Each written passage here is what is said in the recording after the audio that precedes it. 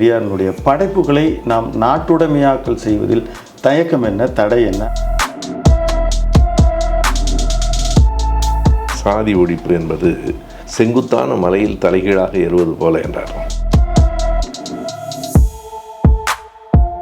கடவுளையும் சேர்த்து போட்டு பொசுக்குவேன் என்று பெரியார் சொன்னார். திமுகவில் உறுப்பினர்களாக இருக்கிறவர்களிலும் பெரும்பான்மையானவர்கள் இந்துக்கள். இப்போது அதை நாம் சொல்ல வேண்டிய கட்டாயம் ஏன் ஏற்படுகிறது? இரத்த தானம் செய்வது, தண்ணீர் பந்தளிப்பது, இவையெல்லாம் கல்வி உதவித்தொகைகள் செய்வது அது அரசியல் அல்ல. நண்பர் ரங்கராஜ் பாண்டே அவர்கள் இப்படி பெரியார் சொல்லியிருக்கிறார் என்று சொன்னார்.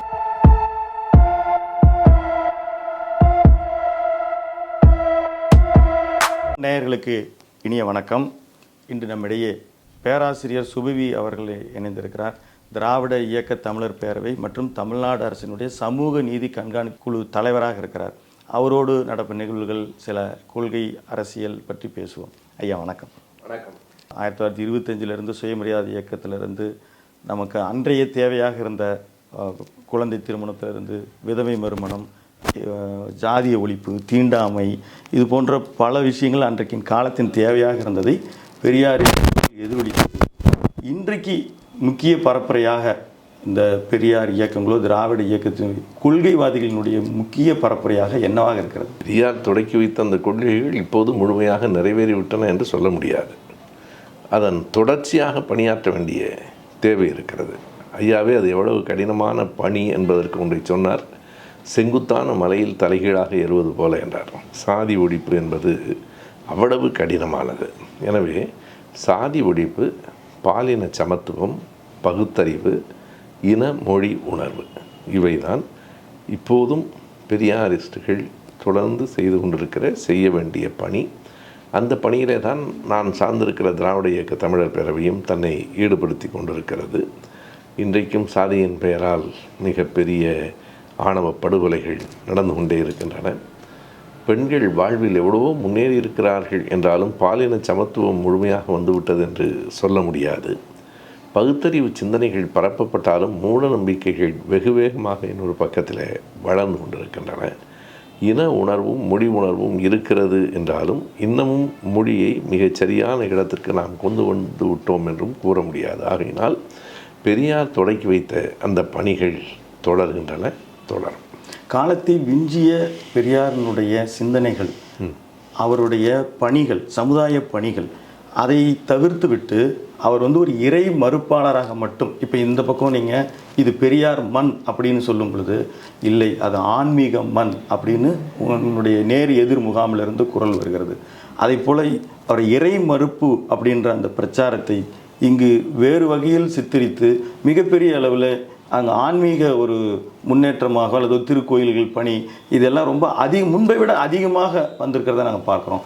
நீங்கள் இதை எப்படி எதிர்கொள்கிறீங்க? இது குறித்து இப்போது நான் வர இருக்கிற எங்களின் திராவிட முழக்கம் இதழின் தலையங்கமாகவே எழுதியிருக்கிறேன். தற்செயலாக இந்த கேள்விக்கான விடையாகவே கூட அது அமையும். நான் மறுக்கவில்லை. இது பெரியார் மண்ணா ஆன்மீக மண்ணா என்கிற ஒரு விவாதம் நடைபெற்று கொண்டிருக்கிறது. எப்போதும் விவாதங்கள் முடிவதில்லை, நடந்து கொண்டே இருக்கும்.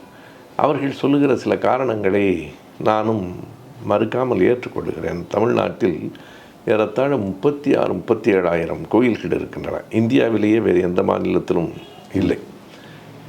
ஒவ்வொரு தை அமாவாசைக்கும் ராமேஸ்வரத்தில் லட்சக்கணக்கில் மக்கள் கூடுகிறார்கள். திருவண்ணாமலை, அங்கே வருகிறவர்கள் எல்லோருக்கும் புண்ணியம் என்று சொல்லி இருக்கிறவர்கள் எல்லாம் அங்கே சிரமப்பட்டு கொண்டிருக்கிறார்கள். லட்சக்கணக்கான மக்கள் கிரிவலத்துக்கு வருகிறார்கள். அதுவும் அந்த கார்த்திகை தீபத்தன்று, சித்ரா பௌர்ணமி என்று பெரும் திரளாக கூட்டம் வருகிறது. இவையெல்லாம் உண்மைதான். தமிழ்நாட்டு மக்கள் பக்தியுடையவர்களாக இருக்கிறார்கள். ஆனால் நான் ஒரு கேள்வியை முன்வைக்கிறேன்.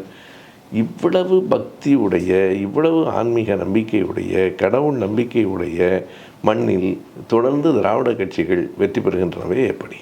உங்கள் பக்தியெல்லாம் தாண்டி மக்கள் தேர்தல் என்று வருகிற போது ஏன் திராவிட இயக்கத்தை அந்த தேர்ந்தெடுத்தார்கள்? ஒன்றை தவிர மற்ற கருத்துக்கள் எல்லாமே அந்த ஒன்றுதான் அடிப்படையானது. என்றால் ஐயா பெரியார் அவர்களே வெறும் இறைமறுப்பாளர் என்று அவரை சொல்லுவது, அவரை சுருக்குவது, அவர் இறைமறுப்பாளர் தான், யார் இல்லை என்று சொன்னார்கள். ஆனால் அவருடைய முதன்மையான மையக் கொள்கை என்பது சமத்துவமும் சமூக நீதியும் தான்.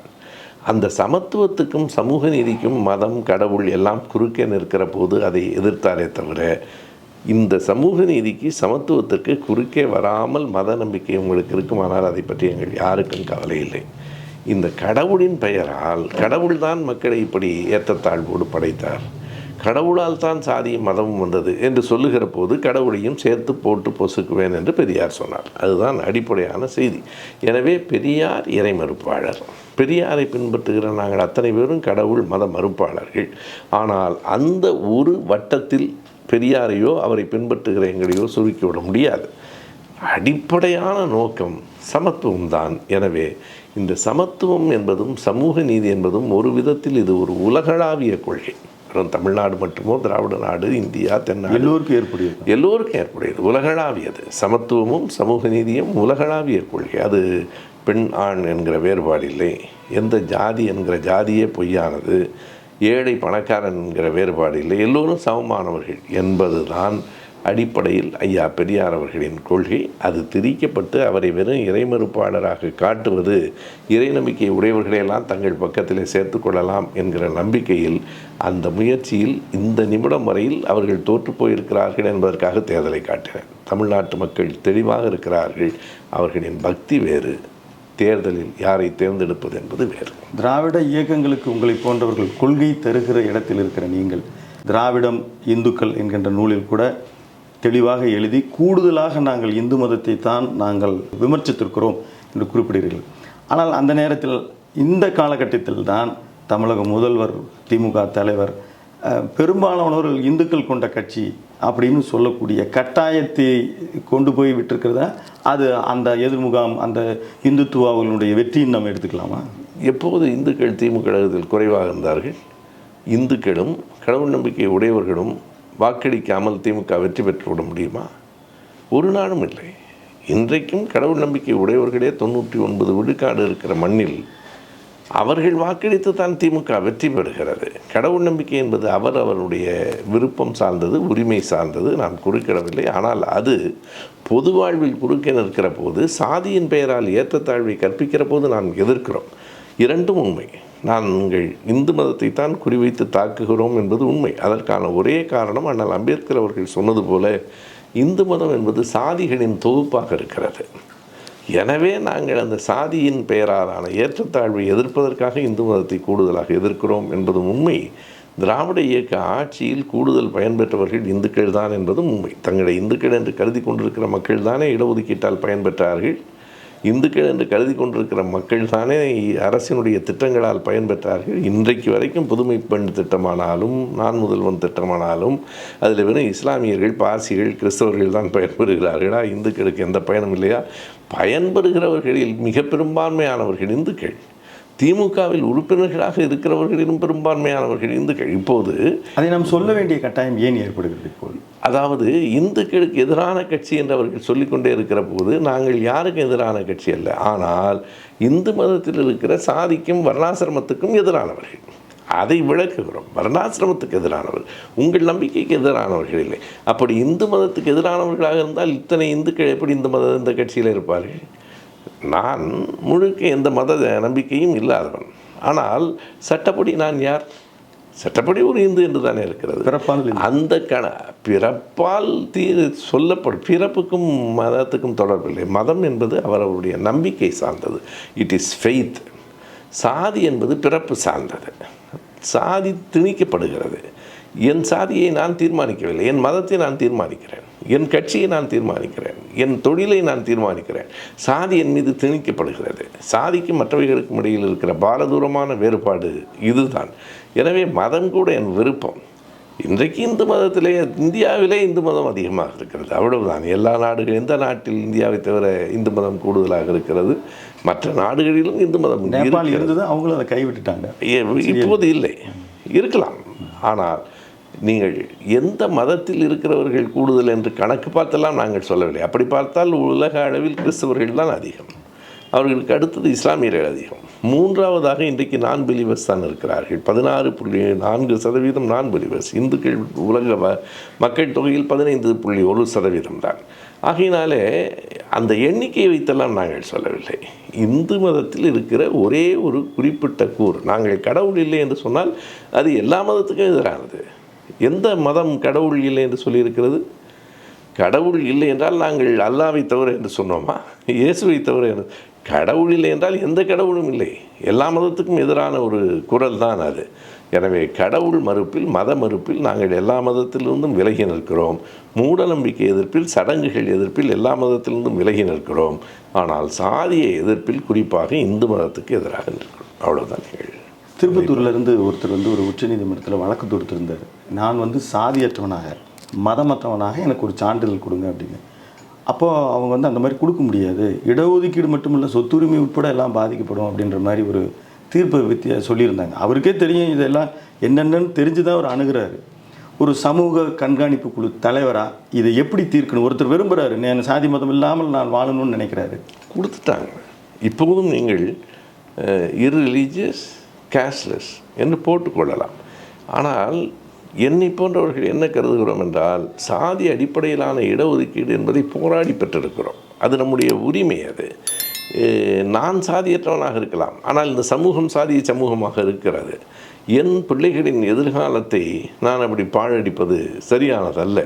போராடி பெற்ற அந்த உரிமையை நாம் மேற்கொண்டு ஆக வேண்டும். எனவே சாதி அற்றவன் என்பதை விட அந்த சாதியின் பெயரால் அல்லாமல் அந்த தொகுப்பு, பிற்படுத்தப்பட்டோர், மிகவும் பிற்படுத்தப்பட்டோர், பட்டியல் இனத்தினர், பழங்குடியினர் என்று பிசி, எம்பிசி, எஸ்சி, எஸ்டி என்கிற அந்த தொகுப்புகளுக்குள் வர வேண்டும்.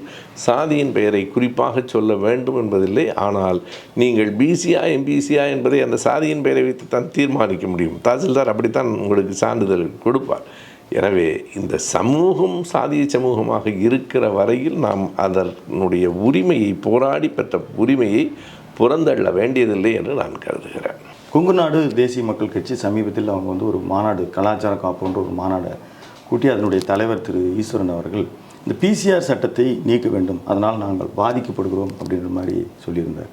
இதை எப்படி நீங்கள் ஒரு கூட்டணி கட்சியை சேர்ந்தவர்கள் என்கின்ற வகையில் அறிவுரையாகவோ அல்லது இதை நிஜமாலுமே பாதிக்கிறார்கள் என்கின்ற வகையில் நீங்கள் பார்க்குறீங்களா? எப்படி கட்சி சார்ந்து இதை நான் பார்க்க முடியாது. அதிலும் குறிப்பாக கூட்டணிக்காகவெல்லாம் முடிவெடுக்க முடியாது. சமூக நீதியில் மிகச் சரியாக இருக்க வேண்டும். பிசிஆர் சட்டத்தை தவறாக பயன்படுத்தக்கூடாது என்று சொல்லுங்கள், 100க்கு 100 சரி. அதை மட்டுமல்ல, எந்த சட்டத்தையும் தவறாக பயன்படுத்தக்கூடாது. 302வது சட்டப்பிரிவை தவறாக பயன்படுத்தி யாரை வேண்டுமானாலும் தூக்கில் ஏற்றி விடலாமா? அந்த வன்கொடுமை தடுப்பு சட்டத்தை தவறாக பயன்படுத்துகிற நிகழ்வுகள் சில நடந்திருக்கின்றன. அதை கண்டிக்கிறோம் என்பது வேறு, அந்த சட்டத்தையே நீக்கிவிட வேண்டும் என்பது வேறு. கண்டிப்பாக அந்த சட்டம் இருக்க வேண்டும். ஏனென்றால் அந்த ஒடுக்கப்பட்ட மக்களுக்கு அது ஒன்றுதான் ஊன்றுகோலாக, நம்பிக்கையாக இருக்கிறது. சட்டம் கண்டிப்பாக வேண்டும், அது தவறாக பயன்படுத்தக்கூடாது என்பதற்கான அந்த வரையறைகளை மேலும் உறுதிப்படுத்த வேண்டும் என்று சொன்னால் அது சரி. அரசியல் என்பது நேரடியாக தேர்தல் பங்கேற்பு மட்டுமல்ல, சமுதாய பணின்னு குறிப்பிட்டிருக்கீங்க. நீங்கள் பல இடங்களில் சொல்லியிருக்கிறீங்க. அது பெரியார் அவர்களும் அது குறித்து நிறைய பேசியிருக்கிறார், எழுதியிருக்கிறார். நீங்கள் ஏன் நேரடி அரசியலில் பங்கேற்புக்கு உங்களுக்கு விருப்பம்? உங்களுக்கு ஒரு முறை ராஜ்யசபா கொடுப்பதாக கூட ஒரு செய்தித்தாள்கள் தான் பார்த்தோம். உண்மை என்னன்னு நீங்கள் தான் சொல்லணும். ஏன் நேரடி அரசியலில் பங்கேற்பதில் உங்களுக்கு என்ன? 2 செய்திகள். நான் நேரடி அரசியலில் தான் இருக்கிறேன். ஒன்று, தேர்தலில் பங்கேற்பது மட்டுமே நேரடி அரசியல் என்பதல்ல. ஒன்று. 2வது, மாநிலங்களவையில் உறுப்பினராக இருக்கிறார்கள் என்பது வெறும் பேசப்பட்ட வதந்தி. என்னிடத்தில் யாரும் அப்படி சொல்லவில்லை. சொன்னாலும் எங்களுக்கு அதில் உடன்பாடு இல்லை. காரணம், நான் திரும்ப சொல்லியிருக்கிறேன், நான் திமுகவில் அட்டை வாங்கி கொள்ளாத உறுப்பினர்.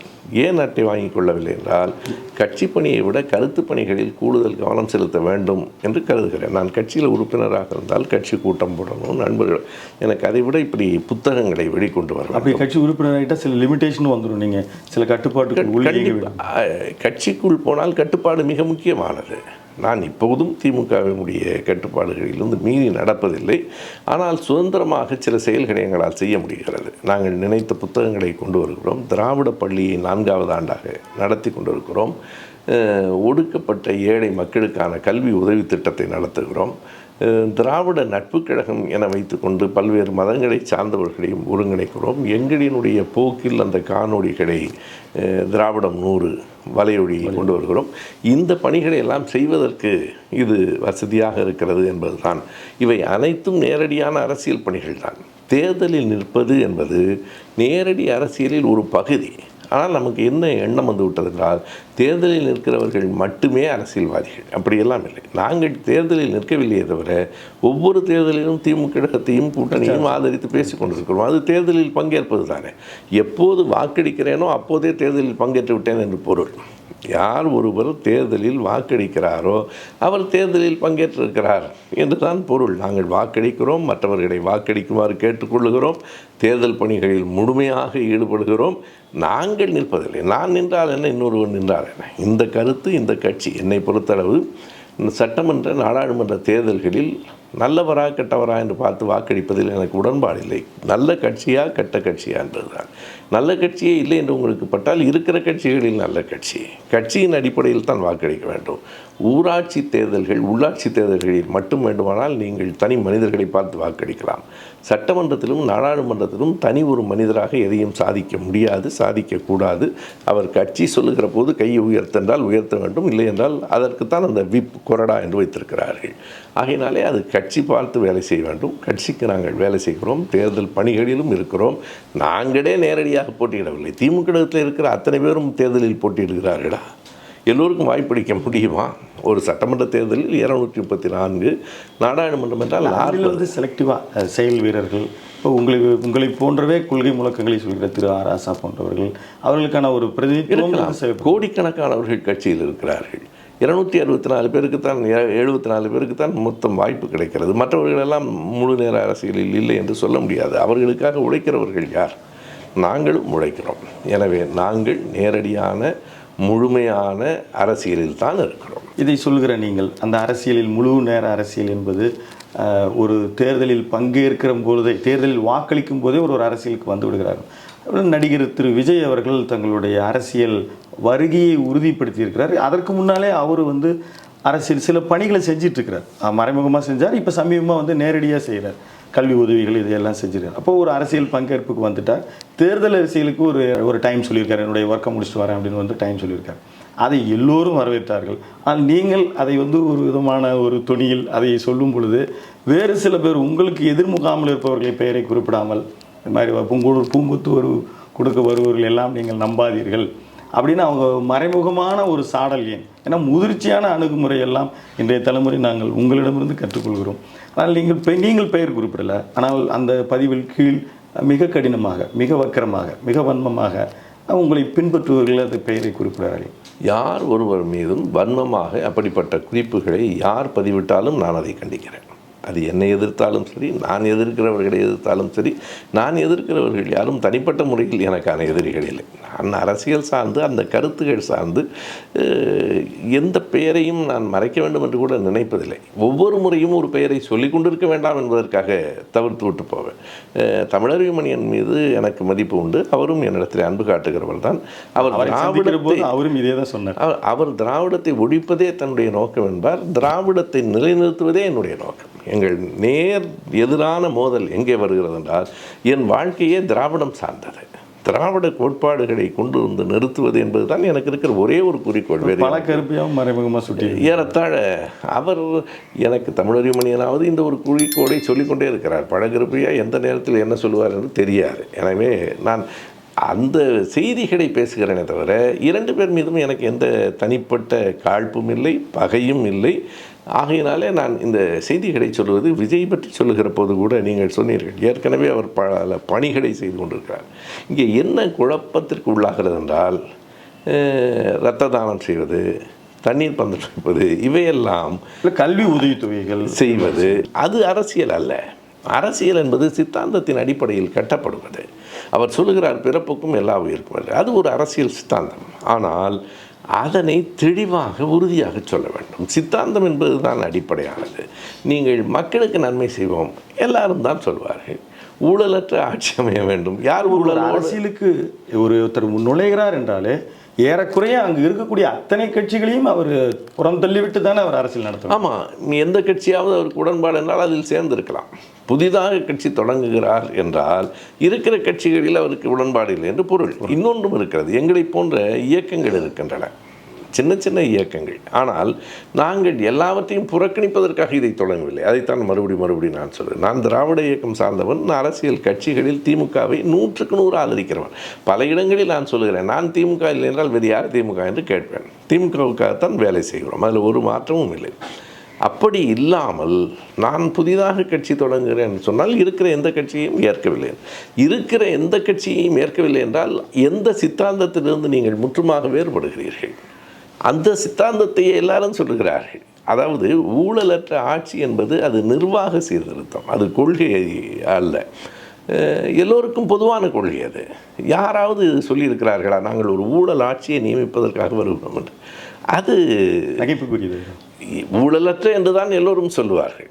ஆனால் ஊழல் மலிந்து கிடக்கு. அவர் ஒரு மேடையில் ரெஃபர் பண்ணார், காமராஜரையும் அம்பேத்கரையும் ரெஃபர் பண்ணார். அப்போ கிட்டத்தட்ட இதை மற்றவர்கள் பயிலுங்கள், நானும் பயின்று கொண்டிருக்கிறேன், அந்த மாதிரி சொல்கிறார். அப்போ நம்ம ஏறக்குறைய பிறப்புக்கும் எல்லாம் இருக்குமிலிருந்து நம்ம புரிந்து கொள்ளலாம் இல்லையா? ஒரு இப்போ நீங்கள் ஒரு வேளை திமுகவிற்கு ஆபத்து நேருமோன்ற எண்ணத்தில் கருத்து வெளிப்படுத்தி விட்டதாக எடுத்துக்கொள்ளலாம். வருகையால் திமுகவுக்கு ஆபத்து நேராது, அதில் ஒன்றும் எனக்கு நான் இந்த ரவிக்குமார் அவர்களுடைய நேர்காணல் இருக்கும்போது அவர் சொன்னார், அவர் இந்த ஸ்டாண்டர்டாக இருக்கக்கூடிய கட்சிகள் திமுகவில் இருக்கட்டும், அதிமுகவாகட்டும், அவர் விசிகா, கம்யூனிஸ்ட், இவங்களுக்கு பாதிப்பு இருக்காதுன்றது பாஜக கூட இருக்காது.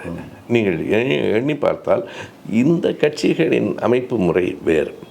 விஜய் வருவதால் திமுகவுக்கு ஒரு பெரிய பாதிப்பு வந்து விடாது. நான் பேட்டியில் சொன்னேன், விஜயினுடைய வருகை நாம் தமிழர்கள் ஒரு பாதிப்பை ஏற்படுத்தக்கூடும், திமுகவுக்கு ஒரு பாதிப்பையும் ஏற்படுத்தாது. நான் கேட்பதெல்லாம் யார் வேண்டுமானாலும் அரசியலுக்கு வரலாம், பொத்தாம் பொதுவான கொள்கைகளை பேசக்கூடாது, குறிப்பிட்டு சொல்லுங்கள். ஊழலற்ற ஆட்சி இவையெல்லாம் கேட்டு சலித்து போய்விட்டோம். அப்படிலாம் இல்லை, நேரடியாக சொல்லுங்கள், இதுதான் எங்கள் பிறப்புக்கும் எல்லா உயிர்க்கும் என்பது ஒரு சித்தாந்தம் தான், அதுதான் கொள்கை, சமத்துவத்துக்காகத்தான் நாங்கள் வருகிறோம் என்று சொல்லட்டும். அப்படியானால் ஏற்கனவே எல்லா கட்சிகளும் சமத்துவம் பேசுகின்றன, அவற்றை நடைமுறைப்படுத்தவில்லை, எனவே அதற்காக வருகிறேன், சமத்துவத்துக்காகவே வருகிறேன் என்றால் அடுத்த கேள்விகள் வரும். சமத்துவம் என்பதை எந்த அடிப்படையில் சொல்கிறீர்கள்? சமூக நீதியிலா, எந்த அடிப்படையில் என்கிற கேள்விகள் எல்லாம் வரும். பிரதமர் அவர்கள் கடந்த ஒரு பாராளுமன்ற நிறைவு கூட்டத்தில் பேசும் பொழுது வாரிசு அரசியல் பற்றி ஒரு குறிப்பு சொல்லியிருக்கிறார். அதாவது ஒரு குடும்பத்திலிருந்து ஒருவர் வந்தால் அது வாரிசு அரசியல் ஆகாது, ஒரு குடும்பமே கட்சியை நடத்துவது வாரிசு அரசியல் ஆகும்னு அவர் நேரடியாக அவர் காங்கிரஸை குறிப்பிடுகிறார். பிறகு அமித்ஷா கூட ஒரு திமுகவை மறைமுகமாகவும் நேரடியாகவும் குறிப்பிடுகிறார். ஒரு குடும்பமே தொடர்ச்சியாக அந்த தலைமை ஏற்பு வருகிறது. நீங்கள் ஒரு சித்தாந்த ரீதியாக நீங்கள் கொள்கை ஆராய்ச்சியாளர், ஒரு அரசியல் ஆய்வாளர்ன்ற வகையில் இது ஒரு கட்சிக்கு எதிர்காலத்தில் நன்மை பயக்குமா? நேரடியாக திமுகவுக்கே நீங்கள் இல்லை, இதில் ஒரு வேடிக்கை என்னென்றால் இந்த வரையறைகளை எல்லாம் யார் உருவாக்குவது? ஒருவர் வந்தால் அது வாரிசல்ல, குடும்பம். யார் சொன்னார்கள் அப்படி? ஏன் அப்படி சொல்கிறார்கள் என்றால், ஒருவர் வந்தாலே வாரிசு என்றால் அமித்ஷா பையன் வந்திருக்கிறாரு என்று யாராவது கேட்டு விடுவாங்க. ஏராளமான தலைவர்களின் பிள்ளைகள் இருக்கிறார்கள். எனவே ஒருவர் அல்ல, குடும்பமா ஒருவரா என்பதையெல்லாம் யார் தீர்மானிப்பது என்கிற ஒன்று தான் இருக்கிறது. தீர்மானிக்கிற இடத்தில் இருக்கிறவர்கள் 2 பேர். ஒன்று அந்த கட்சியின் பொதுக்குழு உறுப்பினர்கள், பிறகு அவர்களை தேர்தலில் நிறுத்துகிற போது அவர்களை தேர்ந்தெடுக்கிற மக்கள்.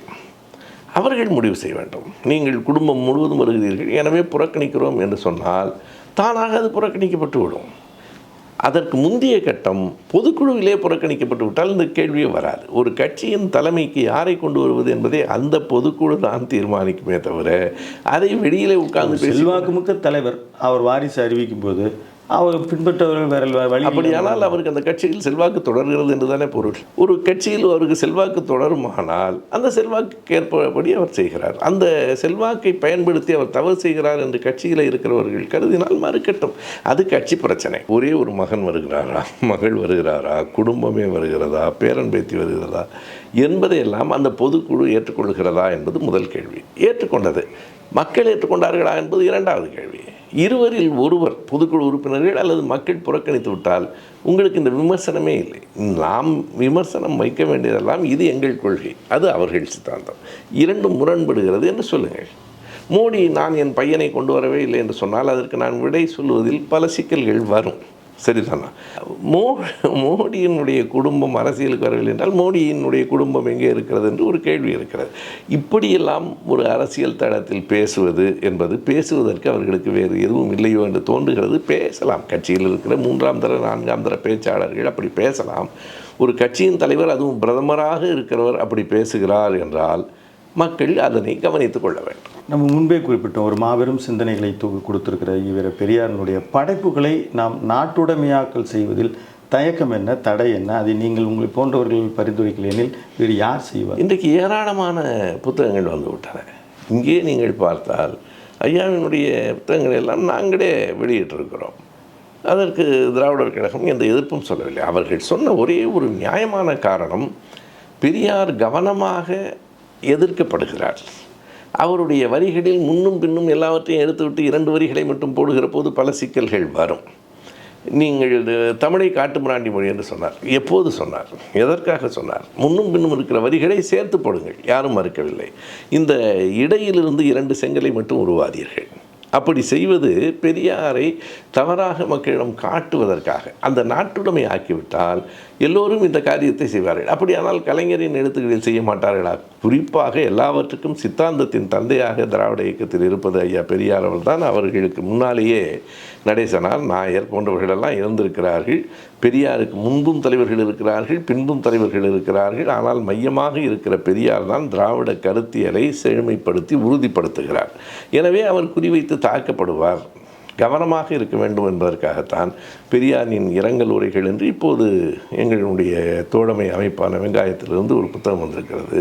நாங்களே வெளியிட்டிருக்கிறோம். நிறைய பேர் பெரியாரின் எழுத்துக்களை இன்றைக்கு கொண்டு வந்திருக்கிறார்கள். அண்ணன் குளத்தூர் மணி அவர்கள் தொகுதியாக கொண்டு வந்திருக்கிறார்.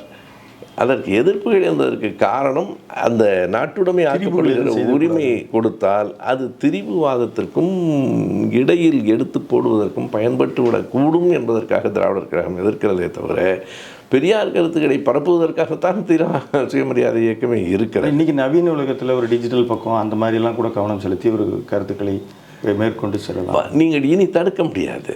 நீங்கள் ஒன்றை நினைவு வைத்துக் கொள்ள வேண்டும். இந்த நவீன உலகம் கணினி முழுக்க வந்துவிட்ட காலத்தில் எல்லாம் எல்லா இடத்திலும் வந்து கொண்டு தான் இருக்கும். வரட்டும், யாருக்கும் ஒன்றும் அச்சமில்லை. அதற்கு பிறகு எடுத்து காட்ட வேண்டிய தேவை இருக்கிறது. நானே ஒரு முறை படித்து காட்டினேன்.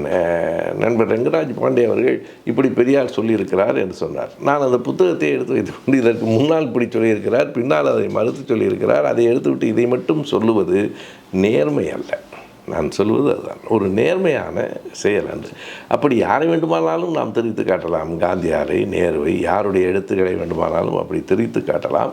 அவர்கள் பெரியாரை குறிவைக்கிறார்கள் என்பதற்காக கவனப்படுத்தி இருக்கிறோமே தவிர வேறு ஒரு காரணமும் இல்லை. மிக்க நன்றிங்கய்யா. மீண்டும் ஒரு நல்ல சந்தர்ப்பத்தில் நாம் பேசுவோம். எங்களுக்கு நேரம் ஒதுக்கி தந்தமைக்கு மீண்டும் மிக்க நன்றி. நன்றி, வணக்கம். நேயர்களை தொடர்ந்து இணைந்திருங்கள். நன்றி, வணக்கம்.